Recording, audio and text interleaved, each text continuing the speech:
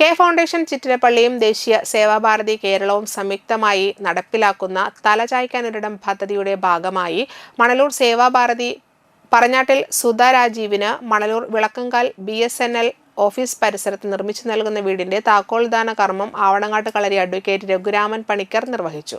Manalur Seva Bharati president Ranjith മടുവങ്ങാട്ടിൽ അധ്യക്ഷത വഹിച്ചു. രാഷ്ട്രീയ സ്വയംസേവക സംഘം ഉത്തരകേരള പ്രാന്ത കാര്യവാഹ് ഈശ്വർ മംഗളപത്രം കൈമാറി. സേവാഭാരതി സംസ്ഥാന സംഘടനാ സെക്രട്ടറി രാജീവ് മുഖ്യപ്രഭാഷണം നടത്തി. നിർമ്മാണ തൊഴിലാളികളെയും വിവിധ സഹകരണം നൽകിയവരെയും ചടങ്ങിൽ ആദരിച്ചു.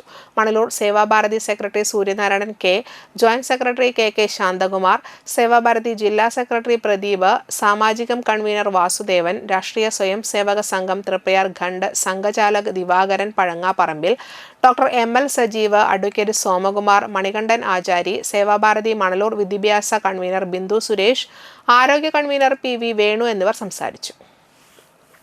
എല്ലാവരുടെയും സഹകരണം കൂടിയിട്ട് ഇവിടെ നമ്മുടെ ദേശീയ സേവാഭാരതി കേരളത്തിൻ്റെ ശാഖയായിട്ടുള്ള മണലൂരിലെ വളരെ മഹനീയമായിട്ടുള്ള ഈ ഒരു കാര്യം ചെയ്തതിൽ ഞാൻ ആദ്യമായിട്ട് ഇതിന് പുറകിൽ പ്രവർത്തിച്ചിട്ടുള്ള എല്ലാവരോടും ഹൃദയംഗമായിട്ടുള്ള നന്ദിയും ആശംസകളും അർപ്പിക്കുകയാണ്. നമ്മുടെ കൂടെ ജീവിക്കുന്ന വ്യക്തികളെ, നമ്മുടെ തൊട്ടടുത്ത് ജീവിക്കുന്ന വ്യക്തികളുടെ ദുഃഖങ്ങൾ മനസ്സിലാക്കാനും പ്രശ്നങ്ങൾ മനസ്സിലാക്കാനും പറ്റാത്ത ഒരു കാലഘട്ടത്തിലൂടെയാണ് നമ്മൾ നടന്ന് പോയിക്കൊണ്ടിരിക്കുന്നത്. നമുക്കറിയാം, ചുറ്റും മതിൽക്കെട്ട് കെട്ടി അതിനകത്ത് മറ്റുള്ളവരുടെ പ്രശ്നങ്ങളോ അല്ലെങ്കിൽ നമ്മളുടെ പ്രശ്നങ്ങൾ പുറത്തേക്കോ വിടാതെ പോയിരുന്നൊരു കാലഘട്ടം ഉണ്ടാകുന്നൊരു കാലഘട്ടമാണ് ഇപ്പോൾ നമ്മൾ ജീവിച്ചുകൊണ്ടിരിക്കുന്നത്.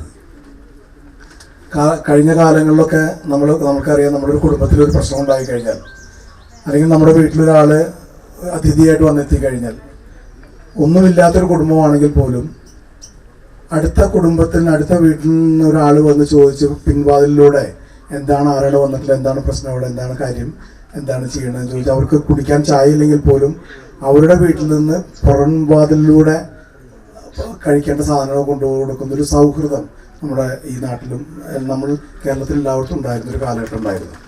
അത് നമുക്ക് വിഭിന്നമായിട്ട് ഇപ്പോൾ ഈ വലിയ മതിൽക്കെട്ടുകളുടെ ഉള്ളിൽ വളരെ ശുഷ്കിച്ച ചിന്താഗതിയുമായിട്ട് നമ്മളൊക്കെ ജീവിക്കുകയാണ്.